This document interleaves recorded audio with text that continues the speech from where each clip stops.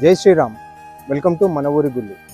ఈరోజు మనం వికారాబాద్ నుంచి దాదాపు 9 కిలోమీటర్ల దూరంలో ఉన్న శ్రీ బుగ్గరామేశ్వర స్వామి గుడికి వచ్చాము. ఇక్కడ ఈ గుడి యొక్క విశిష్టతలు ఈరోజు మనం తెలుసుకుందాము. Let's go. గుడి లోపలికి ఎంటర్ కాగానే ముందుగానే మనకు ధ్వజస్తంభం కనిపిస్తుంది. ఈ ధ్వజస్తంభం పక్కనే మనకు నంది దర్శనమిస్తారు. ఏదైతే మనం చూస్తున్నామో ఇక్కడ నంది మనకు దర్శనమిస్తారు. అక్కడి నుంచి కొంచెం లోపలికి వెళ్ళగానే మనకు ఇదే బుగ్గరామేశ్వర స్వామి దేవస్థానం. స్వామివారు మనకు దర్శనమిస్తారు. ఇక్కడ మనకు గణపతి కూడా ఉన్నారు.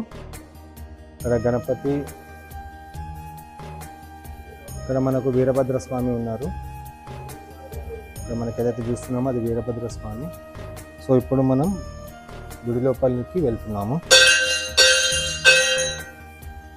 చూడండి, మనకు స్వామి వారికి ఎదురుగా నంది ఉంటుంది.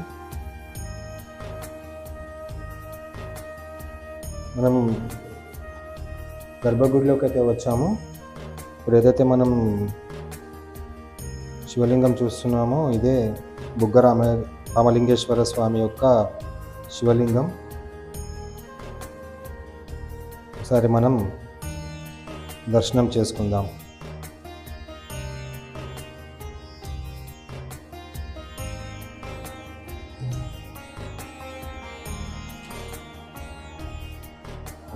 షూట్ చేసుకొని వస్తాం. ఈ బుగ్గరామేశ్వర స్వామి దేవస్థానంలో ఉన్నాము.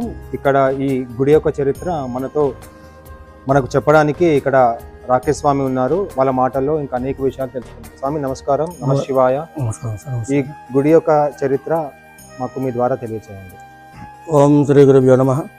చైతన్యో శాశ్వతం శాంతం వ్యోమాతీతో నిరంజనం నాగబిందు కళాతీతం తస్మై శ్రీ గురవే నమః. నమస్కారం సార్. తీర్థయుగంలో సాక్షాత్ శ్రీరామచంద్రమూర్తి ప్రతిష్టాపన చేసే శివలింగం అండి ఇది. రావణుడు బ్రాహ్మణుడు కాబట్టి బ్రహ్మహత్య దోషానికి అనేక చోట 108 శివలింగాలు స్థాపించడం జరిగింది శ్రీరాముడు. అందులో ఇదొక శివలింగం. లింగాన్ని ప్రతిష్టాపన చేశాడు. మనకు పూజ చేయాలంటే జలం అవసరం, వాటర్ అవసరం కాబట్టి చుట్టుపక్కల మొత్తం వెతికాడు. మొత్తం ఫారెస్ట్, ఎక్కడ జలం దొరకలేదు. తన బాణంతో భూమికి కొడితే భూమి నుంచి బుడగ రూపంలో జలధార బయటికి వచ్చింది. అందుకే క్షేత్రాన్ని బుగ్గ అంటారు. రాముడు ప్రతిష్టాపన చేశాడు కాబట్టి బుగ్గ రామలింగేశ్వర స్వామి అని పిలుస్తారు. ఆనాటి నుంచి ఈనాటి వరకు శివలింగం అంతర్భాగంకి వెళ్ళి బుడగ రూపంలో జలధార వస్తూ ఉంటుంది. మనకు పక్కన నంది ఉంది, గుండంలో నంది ఉంది. నంది ముఖద్వారంకి వెళ్ళి జలధార 24 hours 365 days కంటిన్యూ వాటర్ వస్తూ ఉంటాయి. మీరు చూడొచ్చు, తాగొచ్చు కూడా. చాలా టేస్టీగా ఉంటాయి. మన హైదరాబాద్లో మూసీనది జన్మస్థలం కూడా ఇక్కడే. మూసీనది, ముచ్చుకుంద నది అనేవాళ్ళట, ఇప్పుడు మూసీనది అంటున్నారు. ఇంకా ఏమేమి గుళ్ళు ఉన్నాయి స్వామి?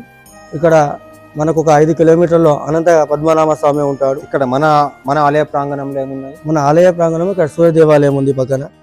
అది 2004లో నిర్మించారు గుడి దేవాలయం. ఇక్కడ జాతర ఏమన్నా అవుతాయా? శ్రావణ మాసంలో 3వ సోమవారం రోజు లక్ష బిల్వార్చన ఉంటుంది. అలాగే 4వ సోమవారం రోజు శివపార్వతుల కళ్యాణం ఉంటుంది. మళ్ళీ అలాగే శ్రావణ మాసం నెల రోజులు నిత్య అన్నదాన కార్యక్రమం కూడా ఉంటుంది వీరశైవ సమాజం తరపు నుంచి. అలాగే ఎంతమంది వస్తే మధ్యాహ్నం నుంచి ఒక 3:30 వరకు ఎంతమంది వస్తే అంతవరకు అన్నదాన కార్యక్రమం చేయడం జరుగుతుంది. ఇంకా ఇలా ఇక్కడ ప్రత్యేక పూజలు అలాంటివి ఏమన్నా ఉన్నాయా? ప్రత్యేక పూజ మాస శివరాత్రి రోజు సాయంకాలం రుద్రాభిషేకం ఉంటుంది. అలాగే శివరాత్రి రోజు 9 నుంచి 1 గంటల వరకు మహారుద్రాభిషేకం ఉంటుంది. ఇక మామూలుగా సాటర్డే సండే భక్తులు వస్తూ ఉంటారు. హైదరాబాద్ ఎక్కడెక్కడో, తమిళనాడు ఎక్కడికెళ్ళి వస్తూ ఉంటారు. స్వామివారిని దర్శించుకుంటారు, అభిషేకిస్తూ ఉంటారు. అలాగే మనం ఇక్కడ మొక్కిన కోరికలు 100% నెరవేరుతాయని భక్తుల ఒక నమ్మకం. ఆ మొక్కి మళ్ళీ స్వామి మళ్ళీ అభిషేకం చేస్తామయ్యా అని చెప్పేసి మళ్ళీ స్వామివారికి అభిషేకించుకొని వెళ్తూ ఉంటారు. ఓకే, ఓకే గురుగారు, ఓకే థ్యాంక్ సార్, యూ. ధన్యవాదాలు. ఇప్పుడు మనం గుండం దగ్గరికి వెళ్తున్నాము. ఈ గుండం మనకు శివగంగ పుష్కరిణి అంటారు. ఇది మూసీ నది యొక్క జన్మస్థలం. ఇప్పుడు ఏదైతే మనం గుండం చూస్తున్నామో అదే ఈ గుండం. ఇక్కడ మనకు ఇక్కడ లోపల నుంచి వాటర్ వస్తుంది, నంది లోపల నుంచి వాటర్ వస్తుంది. ఇప్పుడు ఏదైతే నంది లోపల నుంచి వాటర్ వస్తుందో అదే ఇక్కడ నంది లోపల నుంచి మనకు నీళ్ళు వస్తుంటాయి. ఇది మూసీ నది యొక్క జన్మస్థలం. ఇది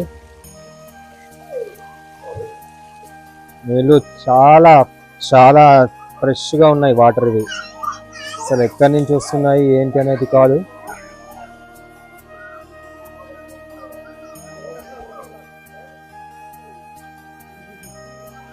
చాలా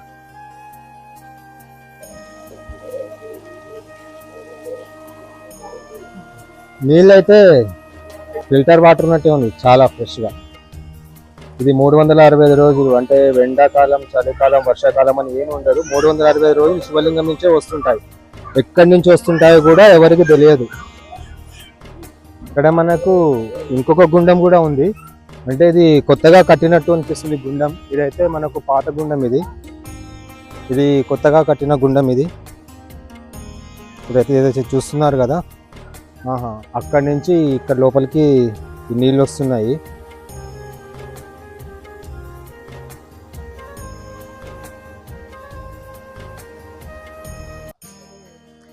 ఇప్పుడు మనం ఏదైతే చూస్తున్నామో దీన్ని దీపాల కట్ట అంటారు.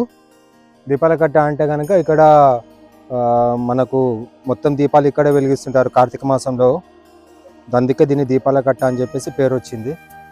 ఇప్పుడు మనం సూర్య దేవాలయంకి వెళ్తున్నాం. ఇక్కడ పక్కనే మనకు సూర్య దేవాలయం కూడా ఉంది. ఒకసారి ఆ సూర్య దేవాలయంకి వెళ్దాం. ఇదే సూర్య దేవాలయం. ఇప్పుడు మనం సూర్య దేవాలయం లోపలికి వచ్చాము, చూస్తున్నారు కదా.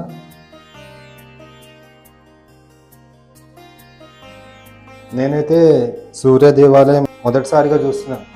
శుభ్యం ప్రసీదనో భాస్కర దివాకరణోస్తే ప్రభాకరణో సప్తాశ్వరమానం ప్రచండం కశ్యపాత్మజం శ్వేతపద్మధరణ్యం సూర్యం ప్రణమామ్య లోహితం రతమాను సర్వలోక పితామహం మహాపాపరమ్యం తం సూర్యం ప్రణమామ్యం త్రైలోక్యనాశురం బ్రహ్మ విష్ణుమహేశ్వరం మహాపాపరమ్యం తం సూర్యం ప్రణమామ్యం గంధూక పుష్ప సంకాశమాలకుండలభూషితం ఏకచక్రధరమ్యం తం సూర్యంలో కర్తారం మహాతేజ ప్రదీపనం మహాపాపరమ్యం తం సూర్యం ప్రణమామ్యం శ్రీ విష్ణు జగతాంనాథం జ్ఞాన విజ్ఞాన మోక్షదం మహాపాపరమ్యం తం సూర్యం ప్రణమామ్యం.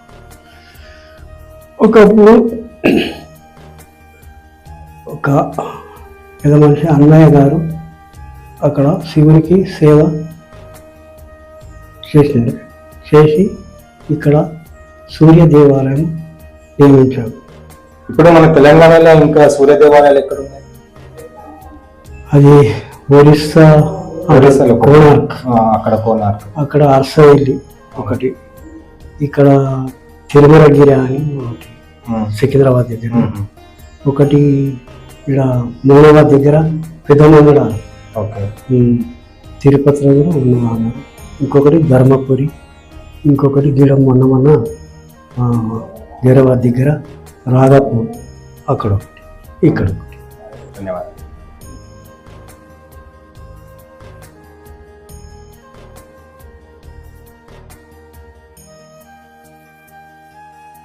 ఇది శ్రీ బుగ్గ రామలింగేశ్వర స్వామి గుడి యొక్క చరిత్ర.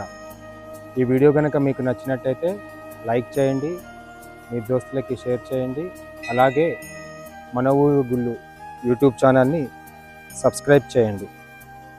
మీ ఊర్లో కనుక ఇలాంటి పాత గుళ్ళు ఉంటే కనుక కామెంట్ బాక్స్లో కామెంట్ చేయండి. అలాగే ఇన్స్టా పేజీని ఫాలో అవ్వండి. Thanks for watching. జై శ్రీరామ్, ధర్మో రక్షిత రక్షిత. ఓం నమః శివాయ. మన ఊరి గుళ్ళు సబ్స్క్రైబ్ చేసుకోండి, లైక్ చేసుకోండి, షేర్ చేయండి. ఓం నమః శివాయ. మన ఊరి గుళ్ళు యూట్యూబ్ ఛానల్ సబ్స్క్రైబ్ చేయండి, లైక్ చేయండి, షేర్ చేయండి, ఫాలో చేయండి.